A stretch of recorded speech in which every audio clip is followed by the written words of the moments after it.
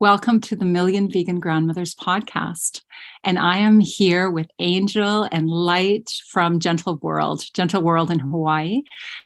One of the first established, as far as I know, vegan intentional communities. There's been vegan communities before this, but this one was formed, it sounds like, in as an intentional community based on the principles and the vision of veganism. So thank you for being here.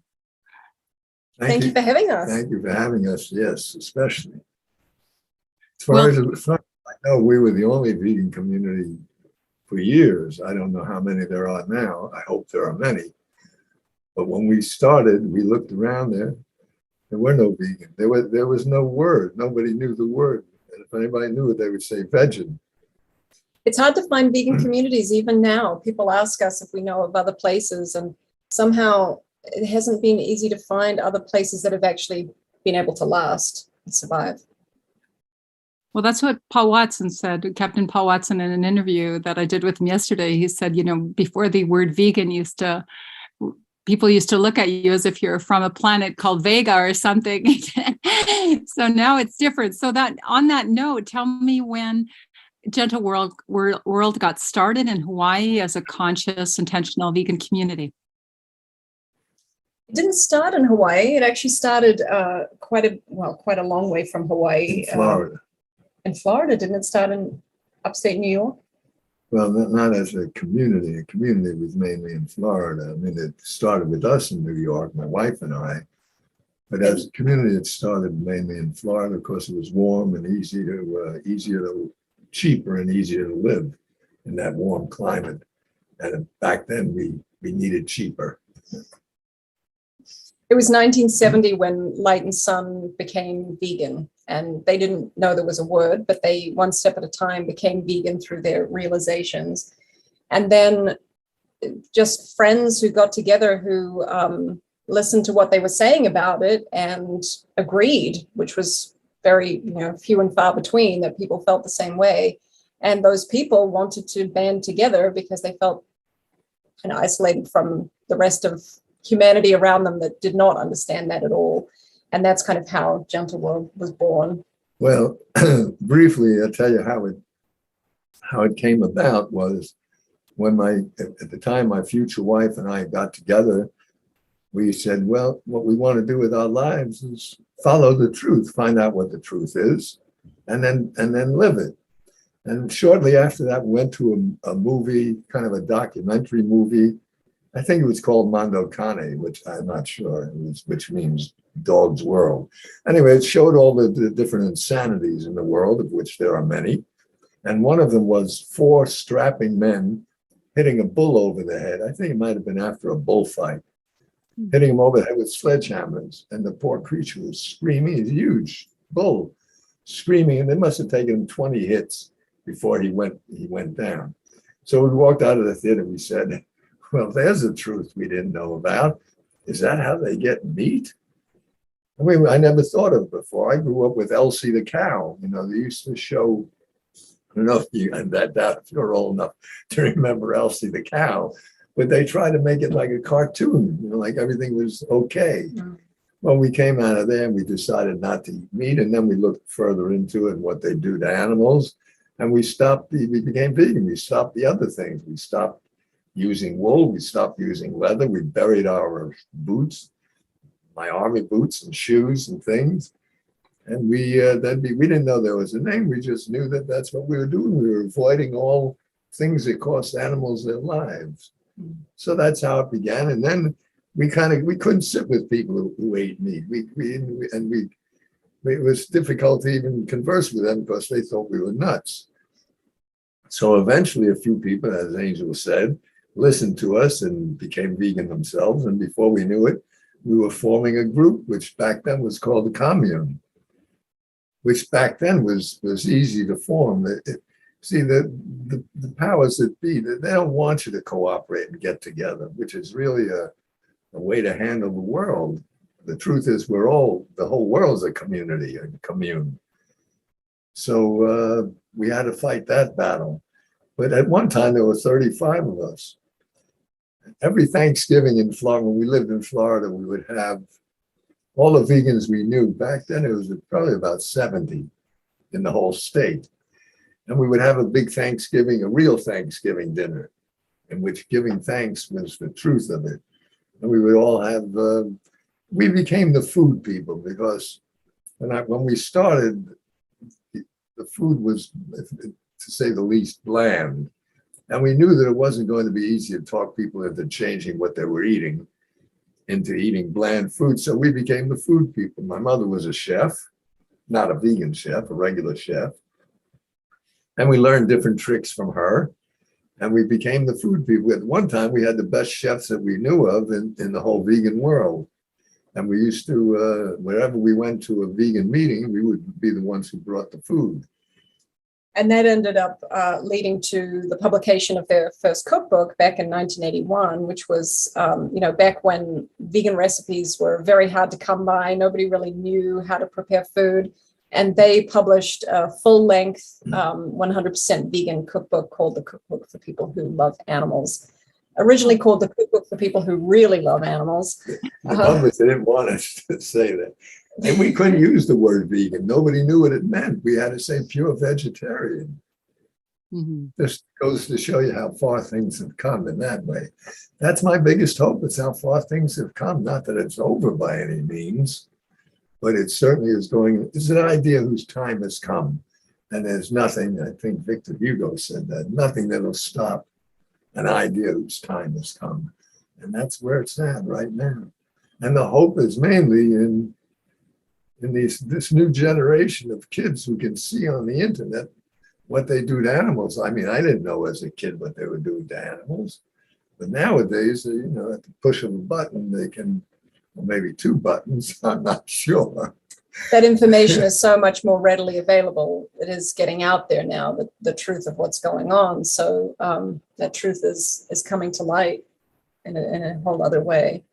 Yeah, back then, nobody even really knew the word vegan. So when they published that book in 1981, it was really groundbreaking. And that was what launched them into becoming an educational organization, a 501c3. So it started as an intentional community, grew into also being a nonprofit educational organization. And that's when they did the cookbook, but they also went into seminars and lectures and classes and workshops, cooking demonstrations. And over the years, that's evolved into showing film screenings and, video and audio lectures, all sorts of different things that they've done over the years. They used to have a mail order catalog where they made vegan T-shirts back in the 1980s. And it's amazing now to kind of go through the archives and see how much history there is in Gentle World. 5 decades of vegan history, that's certainly something to be proud of. And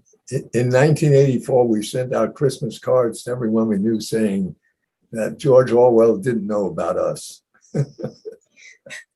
But Gentle World was bringing some hope against this. We sold, by the way, that yellow cookbook I'd say about 100,000 copies over the years. Yeah, we just actually sold out the final print run, and the last cases from the warehouse have been shipped out to different sanctuaries and different organizations who are now taking them to festivals and using them as fundraisers and things like that. And that was actually really heartening to see because, we ended our relationship with the book distributor, but our supporters from around the world, from around the United States, pitched in to take the last few cases and help to get them out there to people. So it definitely is a much loved classic of the movement. And the people who remember it from the early days remember it as being a kind of beacon of light in a time when, it was just so unusual to be a vegan that they didn't even have recipes, let alone all the products and restaurants. Let me add, we didn't just have recipes, we had quotes. See, we didn't want to quote ourselves because that wouldn't have meant anything. So we quoted famous people, Einstein and Tolstoy and Bolshevik Singer, Da Vinci, who had said something about not eating animals. We thought it was a good idea, and I think it helped.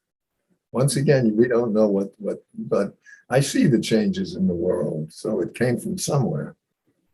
And now the vegan movement has taken on such a life of its own. It's really snowballed and mushroomed, and Now it's just become so huge. I mean, it's amazing when you think back to those days when they used to fantasize about having labels on products that would tell you that a product is vegan, because they had to read every label to check. So it was like kind of a dream that one day there'll be a vegan stamp on products. And of course now, or vegan dog food. Boy, you used to dream that they would have vegan dog food. We made our own. All our dogs have been vegan, and there must be 30 of them over the years. They were all vegan, and we did homemade dog food at the time. Homemade dog food. And now we used to dream, like you say, about having those milk bone shaped things, with like bone. And now they have vegan milk bone type of products. And we feed them vegan. I want to give a plug. What's the name of that company? V-Dog. Yeah, V-Dog is, just they've done amazing work in providing really good We have two rescue dogs here, a Greyhound mix and a Whippet mix. They're very fast. I love V-Dog.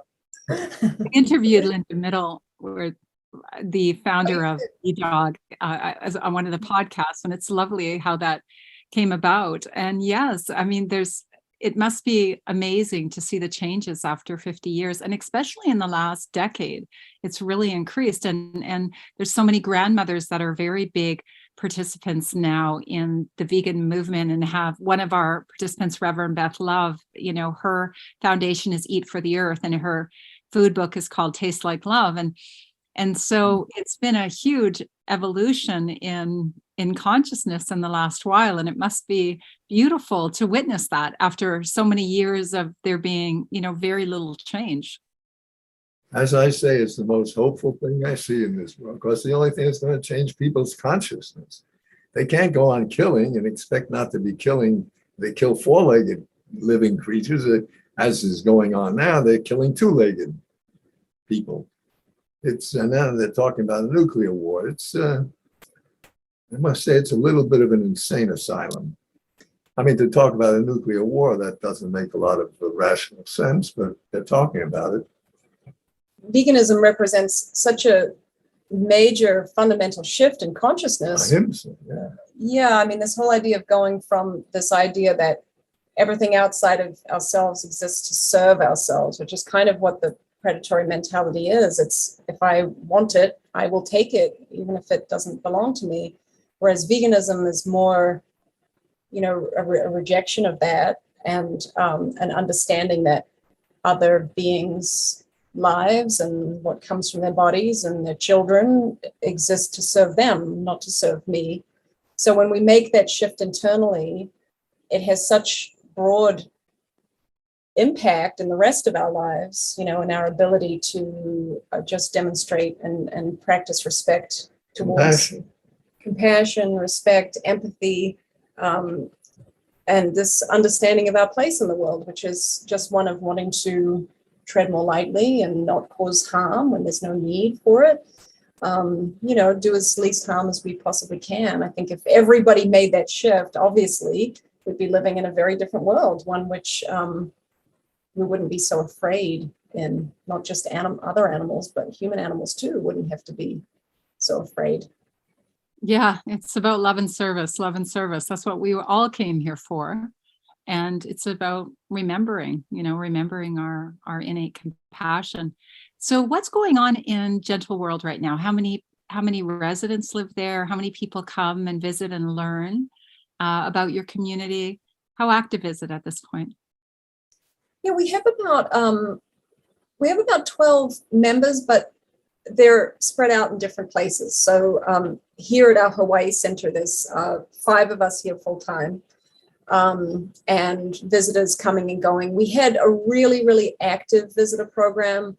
And then with COVID, we put it on pause, and we're trying to reassess how to best open it up while, still keeping everybody safe. And it just kind of caused a bit of a shift for us that we haven't quite, picked it up again. But we are open to inquiries from people. We're just kind of taking each one on a case-by-case basis. We have a second property about 15 minutes from here that we've been doing some additional growing on, expanding our veganic agriculture.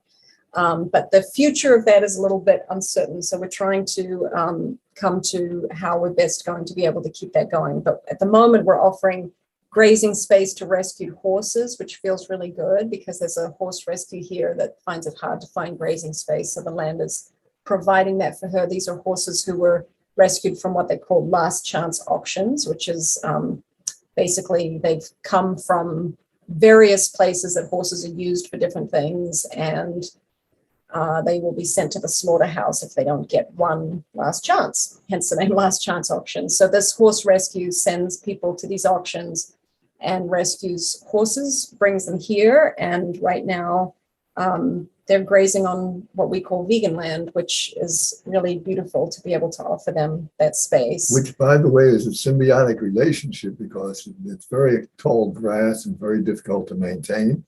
And they're our lawnmowers.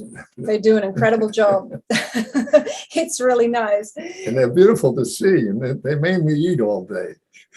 And occasionally you get to catch them running as a herd, which is just such a beautiful sight. You know, they play and shake their heads in the wind, and it's just, yeah, really, really beautiful to have them as a part of our reality there. We still do, you know, we do quite a bit of online outreach. So we've, over the years, developed quite an extensive website with lots and lots of information on there for aspiring vegans, new vegans, and also seasoned vegans who can benefit from maybe some additional inspiration or you know, information that helps them to deepen their commitment or just be reminded of the vegan community that exists around them. And some people I know, even having been vegan for a long time, might feel sometimes a little bit isolated from other vegans, especially if they don't live in a big city where there's lots of access to vegan community. So we try to provide lots of insightful personal stories of people, you know, how they became vegan, why they became vegan, why it's a lifelong commitment for them. We share a lot of that on our website. So people should definitely go and check that out. We have a free downloadable ebook called Vegan FAQ, Demystifying Veganism with 20 Simple Questions. And that's the result of many years of compiling just responses to some of the most common questions we hear frequently, trying to help people understand what it really is. Because often when people come to visit us, especially when we had, like I said, this very active visitor program, people would often come, you know, with this much understanding of what veganism is. And when they came here, we would try to just broaden their perspective on it and help them to understand that it's more than just a diet. It's more than just something you do for your ecological footprint. It's not just about health. You know, health is a nice reward. It's a fitting benefit when you choose to do something right. But it's really about, you know, taking a stand against the violence and exploitation of our fellow sentient beings. So, you know, we often found that when people came to visit us, they would leave either they weren't vegan when they came and they would leave vegan, or they might have been vegan when they came, but they would leave more committed to their veganism and maybe more committed to wanting to do activism and that sort of thing. So we really like being able to share with the public a perspective that maybe takes a little further than what people have been exposed to in other places. And I just want to add, it's not just the animals we eat, it's wild animals, the hippos and the rhinoceroses that they're making extinct. I think they've already made one rhinoceros, a pygmy, extinct, and it's all the animals that suffer. It's not just the ones we eat, but it's got to start there because that's the closest that people get to animals other than their pets. And that's the cause of so much of the habitat destruction and everything as well. And it's also, I think, really gets to the heart of our, our numbness to animals, the fact that we can actually take them into our mouths and ingest them. That's kind of like, we need to stop doing that if we want to open our hearts and compassion to them, because that's really, I think, the most callous is to actually take their bodies and feed on them. Will Tuttle does an amazing job of going into that in his book, you know, that relationship with the food that we eat and, you know, what that means when we can do that to other beings who, you know, before being killed, they were thinking, feeling beings who you would want to pet on the head, you know, and next thing you know, putting them on the grill and taking them into our mouths and swallowing them, that's pretty disconnected, you know. So I think the food is a really important point, but we do also try to let people know that this extends further than that. It's also about the animals we experiment on. It's also about the animals we enslave in order to be entertained by them, you know, whether that's in circuses or aquariums or zoos or horse racing, dog racing, bullfighting, all of those things. And it's also about even the pet industry. I mean, people don't realize that it's one thing when you rescue a homeless animal who needs a safe family to be with, but it's a whole other thing when you walk into a pet store and buy an animal off the shelf. I mean, that's a whole exploitation industry behind that as well, that also leads to the deaths of millions and millions of dogs and cats. So yeah, we just try to help people understand that it's a whole web. You know, the animal trade is a gigantic industry and they're all linked together. So if you reject meat because you don't like the violence and the killing associated with meat, don't forget that just over here is dairy. And, you know, with dairy, those cows are only kept alive for so long and then they go to the slaughterhouse along with their cousins raised for meat. So a lot of people don't recognize that where they might take a stand objecting to one element of it, there's a whole web of the animal industry that's very much interconnected. It's an animal holocaust. It's a very fitting word, though some people object to that comparison. It's a comparison to be made. Even in the fact that you know, they Sorry. to come back in. Holocaust. I mean, you want to get on? You want to get? She heard us talking about the dog, and she said, "I'm going to go see if there's any out there." You know what dog means? Oh, those beautiful four-legged companions, right? Is that not unconditional love? Oh, they know about it. Oh, yeah. I think they're the angels on earth. If God tells me there are angels on earth, who were they? I'm going to say dogs. Because they're the most unconditionally loving creatures I know. Oh, well, when my father was passing, he had a massive stroke and it was the left side of his brain that was stroked. And I had read a book a few years before that by a neurosurgeon called My Stroke of Insight. And she was very linear and the side of her brain, the left side, was stroked. So she was able to feel everything really deeply. She could feel the nurses that were stealing her energy and thinking very negative about her and the ones that were really just infusing her with love. And that's the side of my father's brain that was stroked just about 3 months. He was only here for a couple months after his stroke. And he had a childhood dog from the time he was 4 till he was 18. His father was quite abusive. And he spoke to this dog in Finn, this dog that he had from the time he was 4 till 18, sat by his bedside as he was crossing the veil. And he talked to him in Finn. His dog was waiting for him to take him over. Of course, my siblings thought he was hallucinating, but I knew that was not true, that he was able to actually, because the veil was thin, the part of his rational brain was shut down. So he was able to just feel his dog beside the bed waiting to take him across.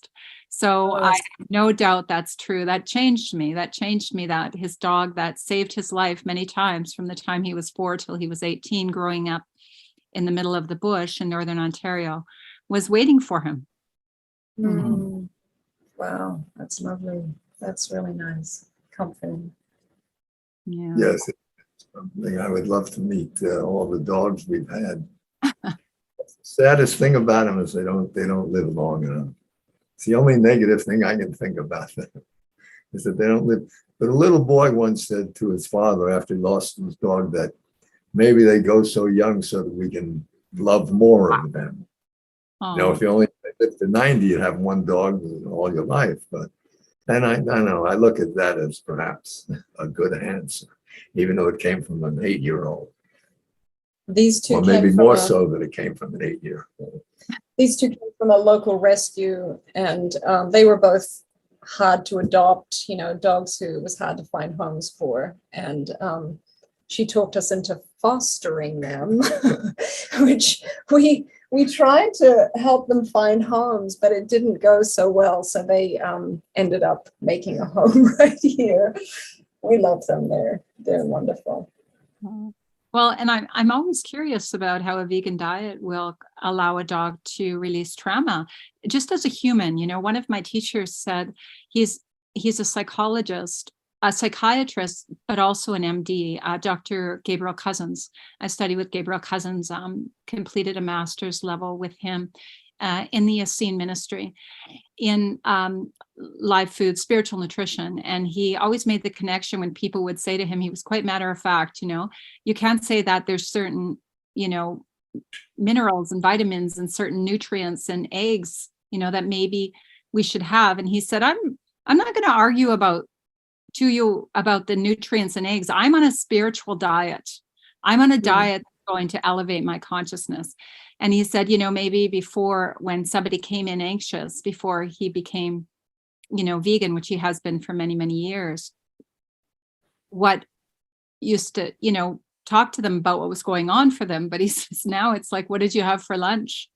So if we want to look at the reciprocal impact of what we put in our body, and we see depression and anxiety at an all-time elevated rate, and that's what we're putting into our body when we're eating the flesh and secretions and the suffering of other beings. And I think once people really get that, that's a life changer, when they realize their sensitivity and their ability to cope in an insane world. Like, it's like we're walking around an insane asylum and we need to just hold space for love. It's challenging. It's challenging for us that we're born, even maybe we were born with a vegan heart, but we're not told that was the way to help us soothe. And then once we figured it out, then, there's no going back. But I'm very curious on how a dog can settle down a lot more after some trauma on a vegan diet. We call it being adulterated, by the way, growing up from childhood, the innocence of childhood of being adulterated. Yeah, sad. Sometimes I think it would be a better world if the kids ran it. Or the dogs. We had a dog who had run away from an abusive situation, and he was found on the street just starving and almost dead by one of our caretakers. And when we came back from our New Zealand center, he was here because he couldn't be adopted out either. And we kind of pieced together, we never knew the exact story of where he came from, but we pieced it together from his behavior in certain situations. And we figured he came from a pig hunting situation, which is very common here in Hawaii. They starve dogs to get them to go harder after pigs. And he was gentle as a lamb. Wild pigs? Wild pigs? Yeah, feral pigs. Wild? So wild, yeah. So he would walk up to our rescued bunny rabbit and just give him a sniff and a lick. And he was completely gentle. He was like a vegan by nature, but they had trained him into this pig hunting thing.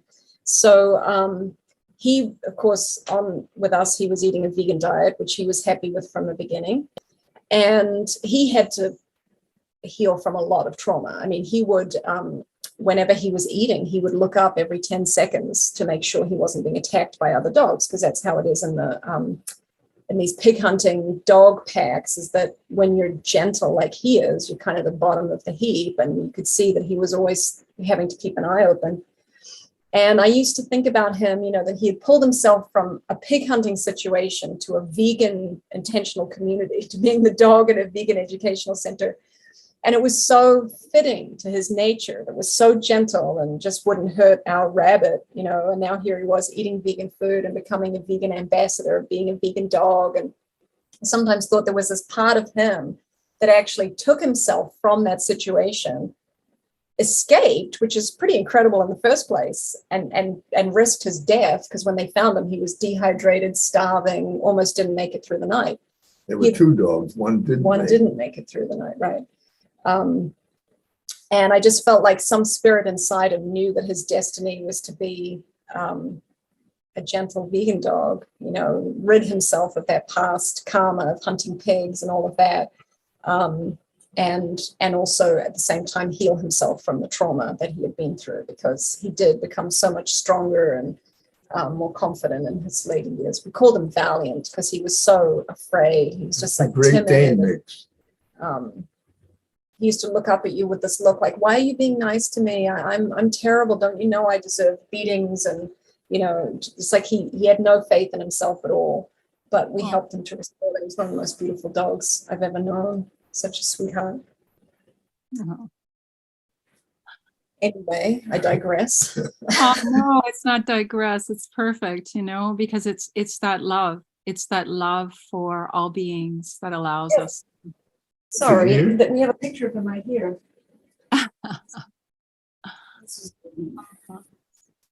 Oh, so beautiful. People used to stop us in the street to ask about him. They just saw that he had this. A woman from Honolulu wanted to take him from just seeing a picture of him. That's right, she did. She yeah. wanted him to be part of helping her to train service dogs. She knew just from his picture, she knew that he had this empathy or compassion or ability to connect or something, because she trained service dogs and she wanted him to be her companion dog to help teach other dogs. And just from the picture, she knew she wanted him. But he was, at that point, he was still so traumatized, we couldn't imagine letting him go. Well, we wouldn't let him go anyway. Well, at a certain point, there was no way we were letting him go. Yeah, he was a wonderful, wonderful guy. Didn't bark, by the way. He was a silent dog. Yeah, and so gentle, just wonderful. I mean, it was amazing to watch him with our rabbit. And we've had that in the past with vegan dogs. We had at one point a very old dog who we had a cat who just decided to adopt us, just walked in off the street, moved in, just decided this is my place now. And it was right as we had an elderly dog who was kind of crippled with arthritis, and we had a rabbit.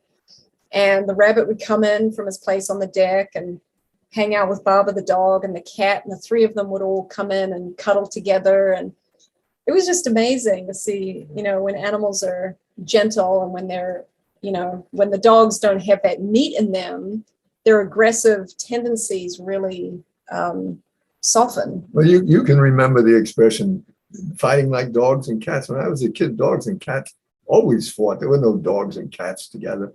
And now I see on the internet there's elephants and horses, and personally I think they're banding together against they've discovered who the common enemy is. I'm sorry to say it's human being, because you see animals together on the internet that never ever would have, birds and mice and cats, and I think they've gotten together and said, hey, why are we fighting each other? That's not our enemy. Anyway, that's just a personal belief. That's very, very intriguing, and it makes complete sense on an energetic level. They realize it's us humans they need to protect. Every species realize they're going to be better in numbers for certain. So if somebody wants to come, like myself, to Gentle World, is there a certain amount of time that they have to stay? Or can they come and visit? Can people sign up and do some Siva work? At the Tree of Life, when I was there, we could sign up for a 1 month or 3 months Siva work. How does it work there at Gentle World? We have a contact us form on our website, so people can write there, go to gentleworld.org, go to the contact us page, send us a little message. We're very friendly. We'll get back to you. We could start a dialogue. We usually suggest that people imagine coming for like a 2-week stay. But if a 2-week stay is going well, we can extend it. We're just not able to commit to longer than 2 weeks off the bat. But people often come. We're in Hawaii, so it's kind of a long way for many people to come. So we usually suggest that they, visit some other places at the same time as coming to see us. There are some other vegan places on the island. There are a couple of animal sanctuaries. Come and make it a little more than just visiting us, but imagine that you could spend a couple of weeks here in Gentle World. And we start that, like I said, just with the initial contact us form, and then we have an application form that we send to people and do a little Zoom interview, get to know people a little bit better. And yeah, we certainly welcome all inquiries like that for sure. And maybe you will come and visit, Tami. Hey, I will be there. I'm in Canada. It gets very cold here for many, many months, and I can come and right. I would love to have a film crew there and start filming your community a little bit. It'd be lovely I think the grandmothers would really love to start to do some footage, because maybe eventually the Million Vegan Grandmothers, when we go more global, we're mostly in North America. We have a few members from other places. when we go global, then, maybe we'll have a documentary of all the grandmothers in all different areas, speaking for the grandchildren of all species. So thank you very much. Any final words, Light? Well, my main desire, being a 53-year vegan now, is to give people hope, especially those who have just started being vegan. As they look around, they see it's still going on, it's still killing, it's still without feeling. But I just want to impress it, in my view, the overall view, it's come a long way, and there's great hope. The change, I can't even go into all the changes. I couldn't buy a pair of shoes. We couldn't buy shoes that weren't leather back then. We couldn't buy bread. Forget about ice cream. Now we have all those things. And vegan has become a popular. They used to make fun of anything vegan on TV. Tofu, they would only make fun of it. Now I see everybody who's got somebody in their family that's a vegan, their granddaughter, their kids, their whatever. I just see it as a great hope, even though it's far from accomplished. I just want to impress upon the grandmothers and everybody else who's listening. It's come a long, long way, and it's only going to come further. There's no turning it around. It's a truth, and there's no stopping a truth that's become apparent. Thank you. Apparent. Yes, and as the founder of Drawdown, what's the Drawdown? Oh, I'm forgetting, but he said that things move very, very slowly, and then they change all of a sudden. And I think that's the movement we're in the middle of right now. And as you talked about, tofu, one of our grandmothers who are part of our community, Liz Gary, she was a chef who converted to be a vegan chef. And her book that will be out this summer is called Black Belt in Tofu. She figures she must have her black belt in tofu by now. So keep an eye out for that book. Any final words, Angel? And thank you. And I watched a few of your interviews, and I loved, Light, how you said that our names represent, the way we're living. And I also really appreciate your t-shirt, the future is vegan. So Angel and Light, that's a representation of what you're providing to the world. So thank you. And Angel, any final words? I just want to thank you for doing the podcast and all the work that people do to help shine a light on veganism and make that available to people. I think is righteous work. So I'm grateful to you for what you do, and all of your people watching. Everybody just keep in mind that all the work you do for veganism is work towards a better world, a brighter world, and it gives people hope for the future. It gives us hope for the future. That's an interesting word, righteous. The Holocaust, the Jewish Holocaust, they have a panel of people they call the righteous who helped them, who helped the Jews to escape the penalty, the death. And, people think that they say vegans are self-righteous, but the truth is those people were righteous in the Holocaust, and vegans are the righteous people. Between killing and not killing, it's obvious that we're the righteous ones. I don't care if they don't like that expression, but it's true. It doesn't really matter. It's not about, we're more righteous than you. It's, that's all distraction from the point, which is, this is not okay to keep doing this. Anybody who looks honestly into their own conscience will agree that what we do to other animals is not right. So fighting to help protect them and help other people understand that is righteous work in the most pure and honest meaning of it, which is it's doing what's right. And I'm just grateful for anybody who's doing that. So thank you for what you're doing. Yes. Thank you. And we will meet again. And our little closing, usually with the grandmothers, is Namaste, vegan.